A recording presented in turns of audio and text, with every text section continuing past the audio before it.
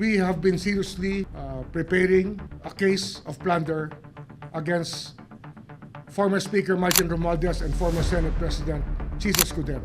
Plunder rin ang aming hinahandang kaso para sa kanila.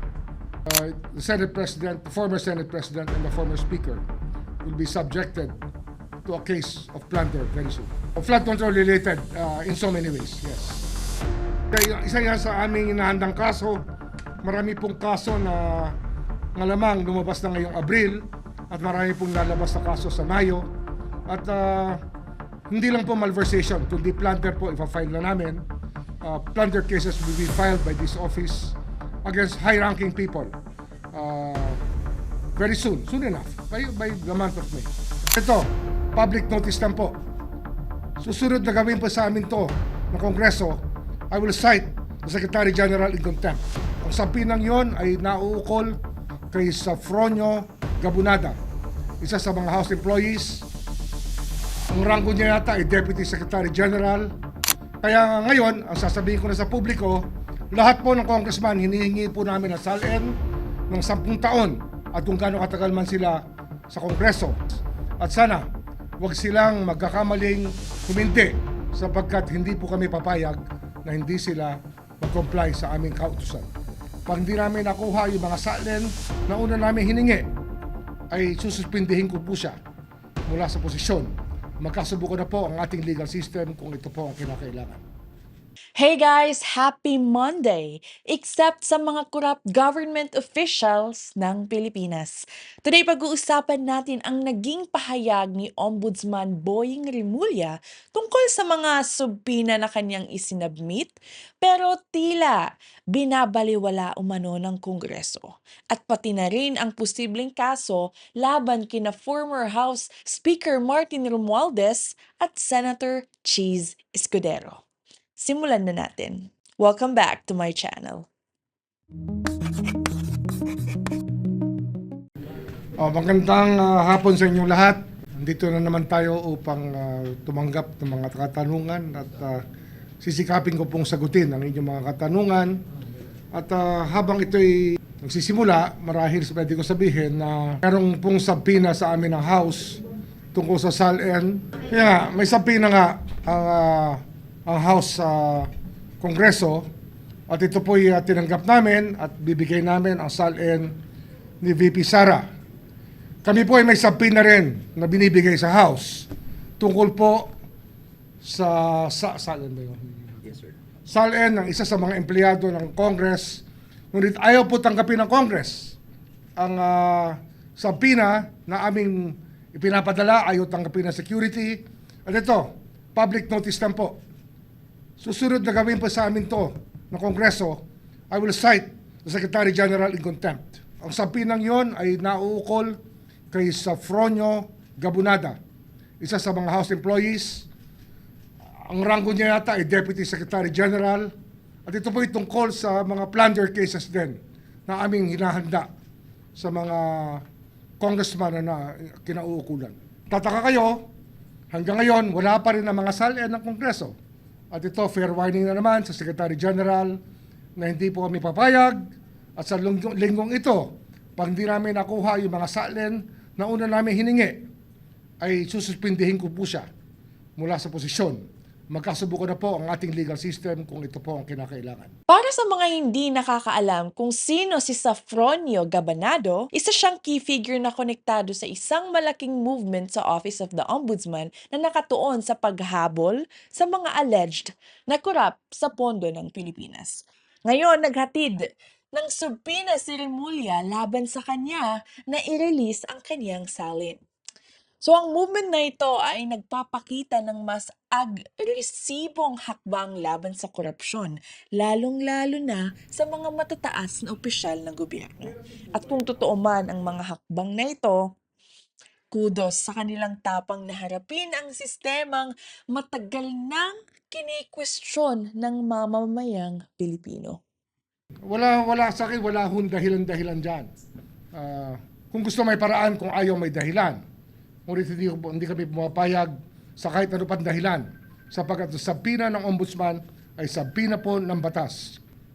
Itong subpoena po for Sofronio ay para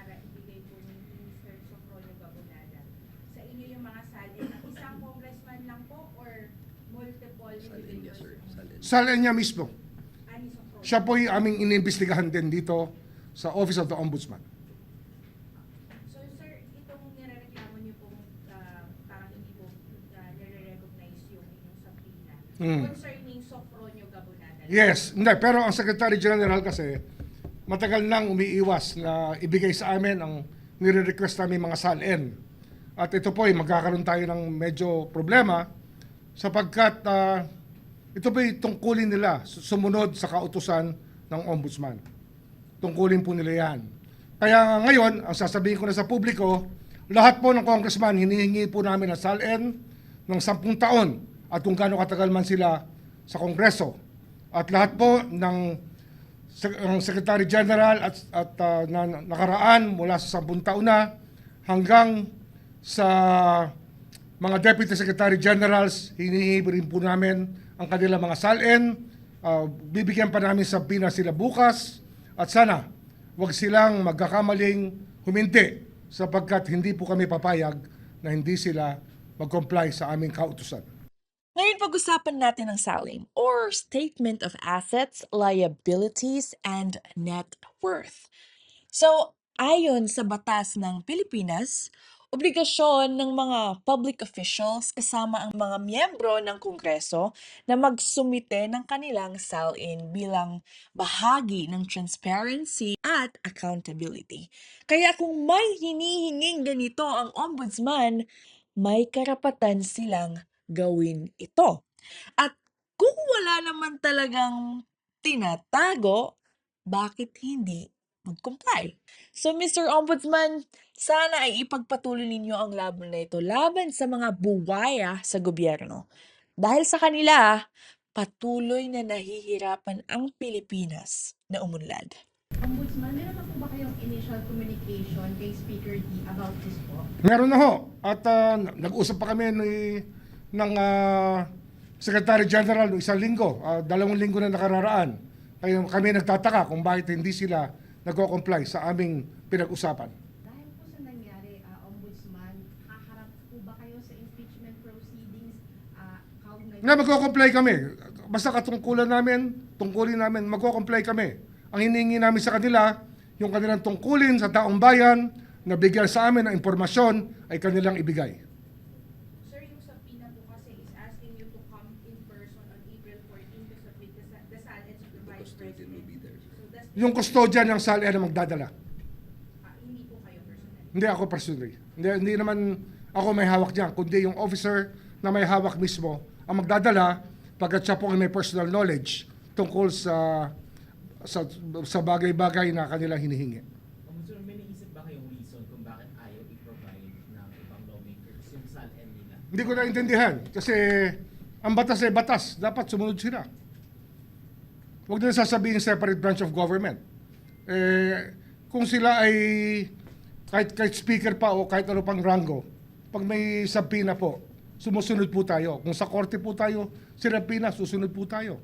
Kung sa ombudsman tayo sinabpina, susunod po tayo. Yan po ang nasasabi ng ang batas na nilikha upang bigyan ng poder ang Office of the Ombudsman. Sir, separate topic lang, pero flood control pa rin. Sir, kasi may copy po ako nito information about yung request po ng Ombudsman sa preventive full departure order for the Yap brothers. This was granted by the court. Nakalagay po kasi dito sa request nyo, you cited na they may be liable for graft and malversation. We'll just like to have a confirmation. Isa yan sa aming inahandang kaso.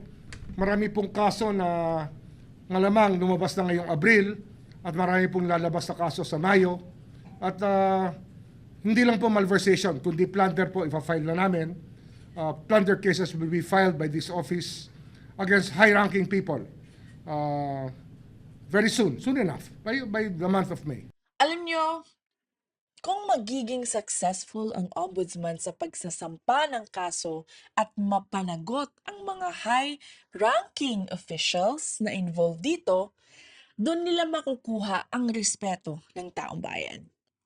Ito ang gusto nating makita, accountability. Yung mga taong dapat nagsisilbi sa bayan, hindi yung sila pa ang nagiging dahilan kung bakit naghihirap ang mamamayan. Pagod na ang Pilipino sa ganitong sistema. Gusto na natin ng tunay na pagbabago, gusto na natin umangat. Pwedeng plunder din. Depende pa sa aming findings. Pwedeng plunder din. Because we want the Supreme Court to revisit the doctrine of plunder. Yung doctrine ng Korte Suprema sa plunder ay dapat mausisa muli sapagkat tila ginagawa nila imposible ang plunder maging krimen. Kaya ito po ay nasa sa kanila na. Ibibigay namin ang responsibilidad sa Korte Suprema upang maglahad ng tamang patakaran tungkol sa plunder. Sapagkat meron na po silang nakaraang mga ruling na hindi po sang-ayon sa aming paniniwala. So, sir, sorry, yung sa Supreme Court, you filed a motion for them to clarify? Hindi. Sinasabi ko lang na plunder ifa-file namin at darating sa kanila ang tanong na yan muli upang mabisita nila muli ang mga doktrina na kanilang nilabas tungkol sa plunder. Sir, kasi I understand yung sa Yap Brothers po meron ng civil forfeiture cases against... Meron din. Ang problema nga kasi, yung Secretary General, pag hindi sa amin binigay ang SALN, ay para sinasabi nila, hindi kayo pwede mag-file ng civil forfeiture cases. They cannot frustrate the ends of justice. I'm warning the Secretary General, do not do this again.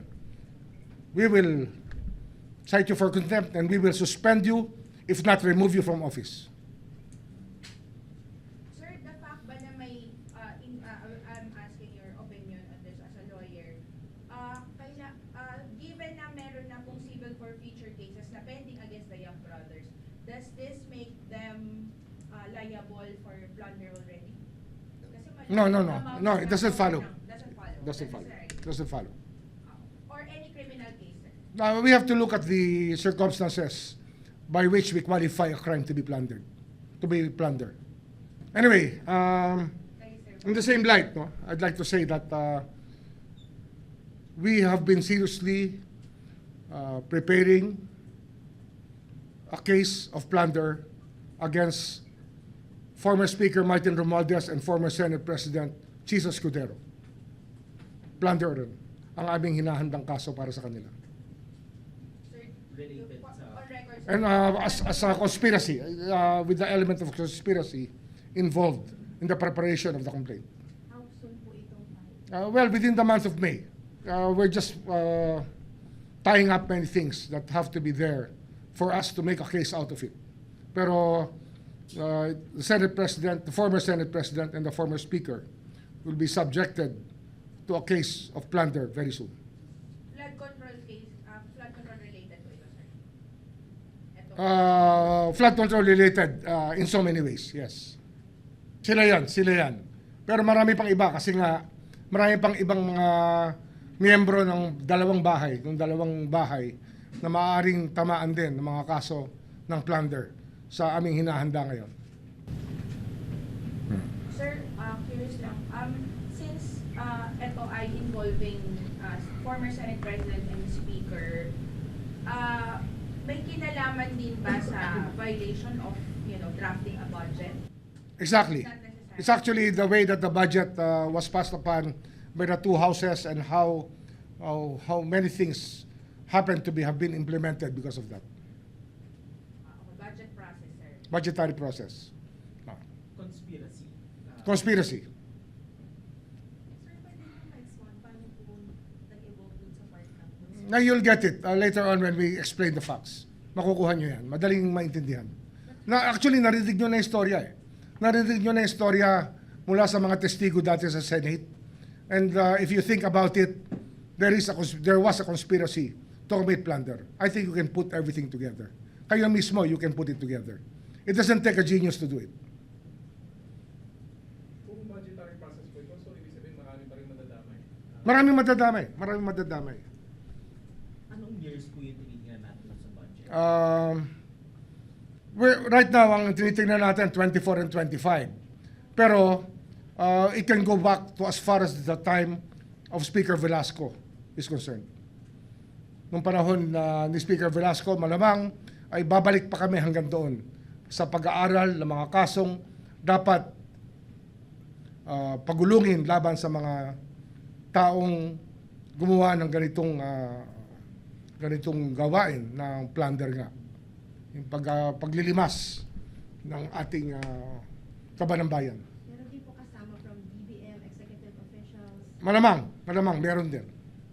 So sir, ano to, pwede rin, on top of violation of plunder law, violation of the budget law ng 2024-2025. Yes. Okay?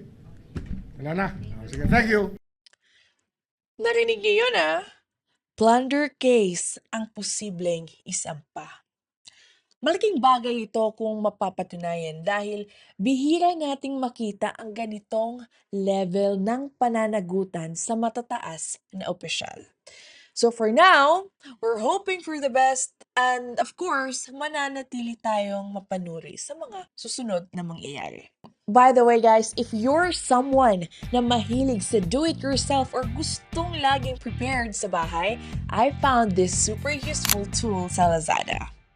Habo Home Multifunction Repair Tool Set.